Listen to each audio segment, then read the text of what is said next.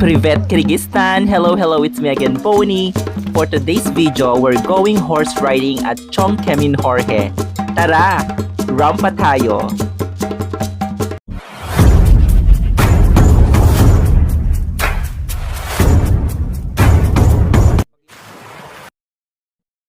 And good morning, Bishkek!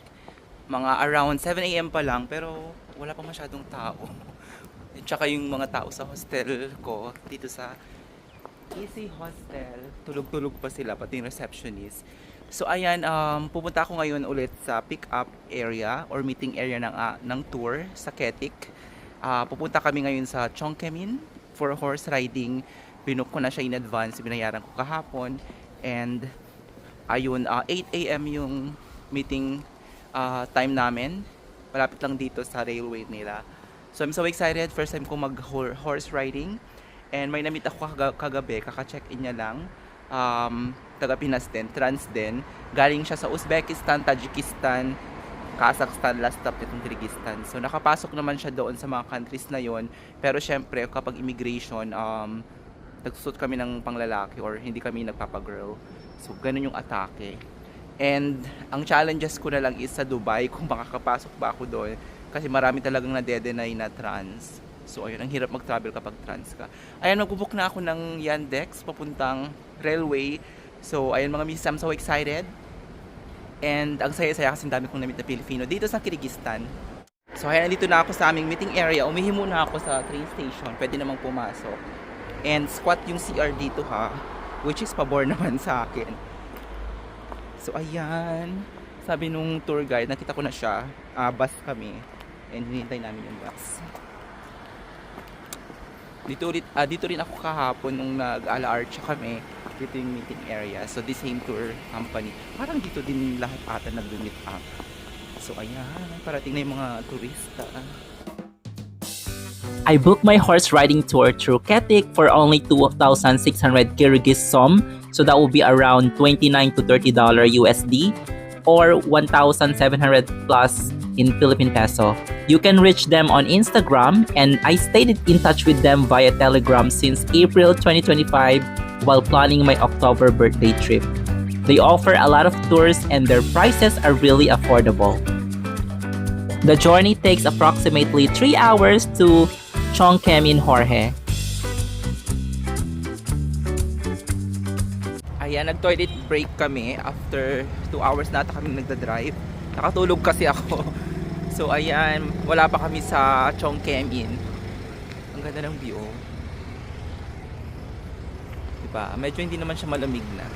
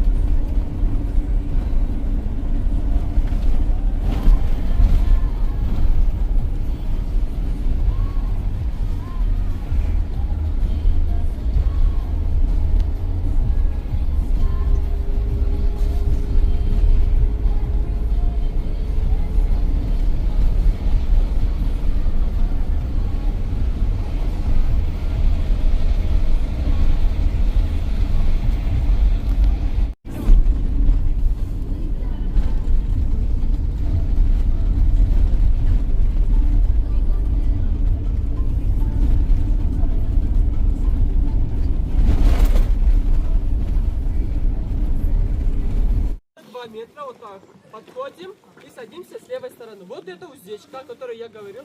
Уздечку всегда держим. Вот, она должна быть симметричной. Вот так. Можете восьмерку сделать, вот взяли. Вот седлом, левую руку держим переднюю часть седла, правой рукой помогаем сесть. Вот это стремя, о которой я говорил. Стремя засовываем ногу. Вот, засунули.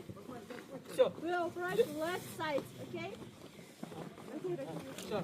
Потом правую руку держим заднюю часть седла. И просто на него садимся. Вот, сели. Хорошо. Видите, я не отпускаю уздечку. Потому что Ayan, nakasakay na ako sa kabayo. Madali lang naman tumaas kahit naka-heels tayo. So, good luck sa akin. 4 hours ata itong horse riding. So, ayan. May orientation naman. Pero sa Russian niya sinabi. Tinatranslate ng English. So, good luck. Ayan, laban-laban na tayo sa horse riding. Dito sa Bishkek, Kyrgyzstan. Actually, sa labas na to ng Bishkek. Sa Chongkemin. And tinuruan naman kami kung paano sumakay, paano sabihin yung go tsaka stop. So good luck talaga sa akin.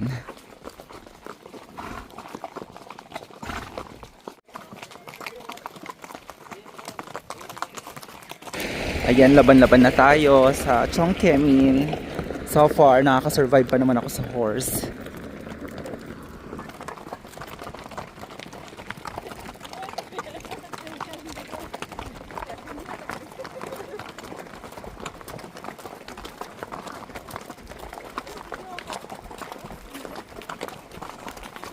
It was my first time riding a horse, and I was really excited.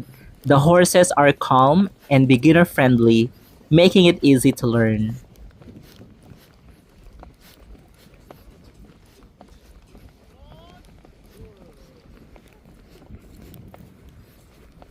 So ayun, nag-stop yung horse din para kumain. Kaya hintayin ko na lang siya.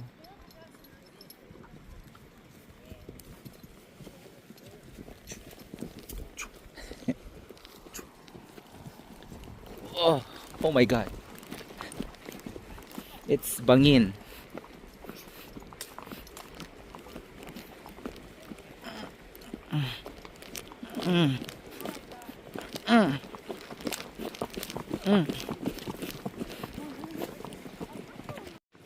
Oops.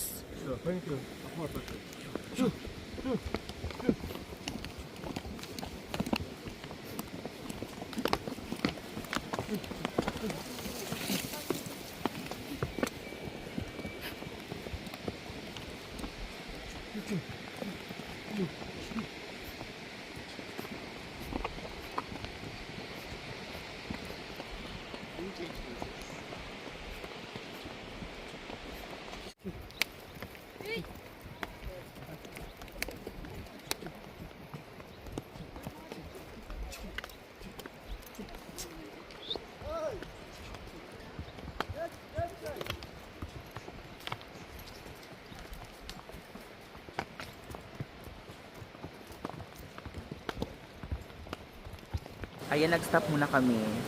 Meron kami pupuntahan na guest house. Doon ata yung may kakainan. So, ayan. Merong nahulog na isa. Filipino rin. Bumilis kasing takbo ng horse. Puro hindi naman siya masyadong napano. So far, nakasurvive pa naman yung aking heels. Ang hirap, maganda-gandahan pala kapag the horse riding. Tignan nyo. Ganda. Ayan, may pa-river dito. Parang merienda time pala dito ngayon.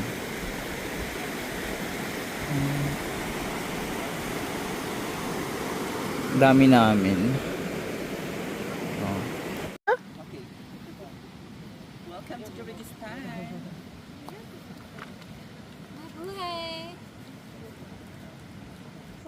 So ayan, matagal pala yung stop dito sa may pa-river and walang CR kaya umihi na lang ako dyan, wala namang tao.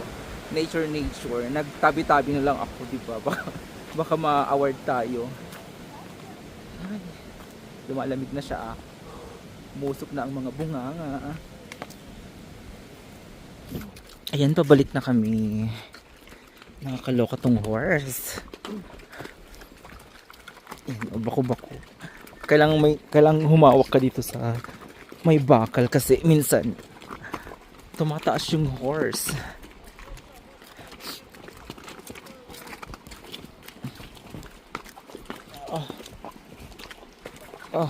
Oh my god.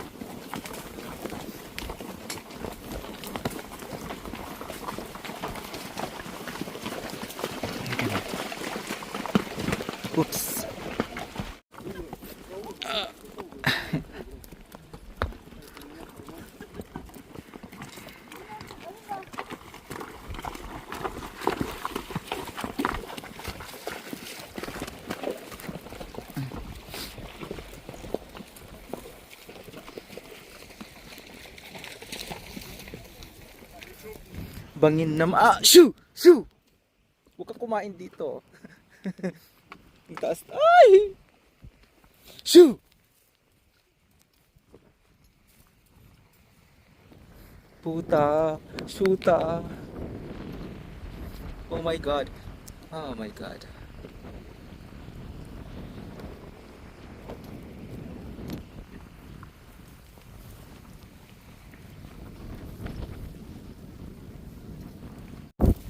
Ang kulit ng horse ko.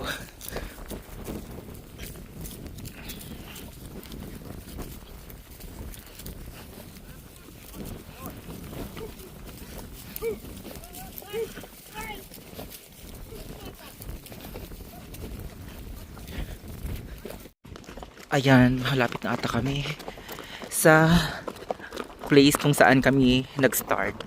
Kasi may mga bahay-bahay na oh.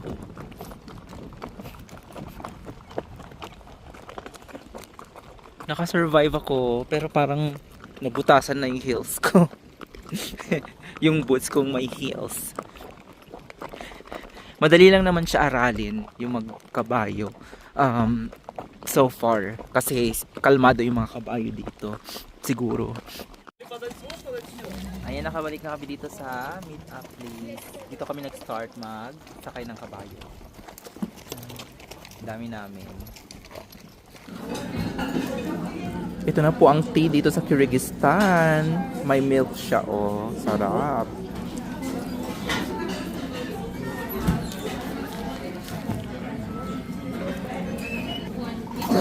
Ah, talaga? Akala ko hati-hati. Tag-isa pala kami. Bongga naman. Ang laki ng serving. Iniisip ko kasi pwedeng hati-hati. O diba? Lalafang na kami dito sa... Anong pangalan? Masarap siya ha? Sarap.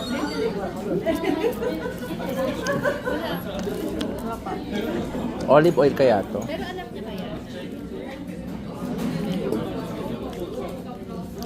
Andito siya kanina. Gatas. And tapos na kami kumain. Free yung kasama na sa tour ata yung kinain naming malaking bilog. Na parang, ano ba yun? Nakakaumay din siya kasi malaki siya. Akala ko hati-hati kami doon, hindi pala, tag-isa kami. Tapos yung itlog may bayad. 20 soms. Mura lang yun, parang 14 pesos. And pati yung itlog. So, may mga nabita kong Pilipinong nagta-travel din, mga doktor sila. And sila nagbayad. So, nalibre na naman ako. Tapos, wala akong barya sa CR. And 15 soms yung ibabayad mo pag mag-CR ka. Para siyang 10 pesos. Then, pinakita ko yung 200 soms ko sa nagbabantay. Sabi niya, nalibre na naman ako. Nakakaloka dito. Ayan, ang ganda-ganda ng view. Ayan, ang ganda-ganda ng view. So, sunod-sunod yung mga kainan dito.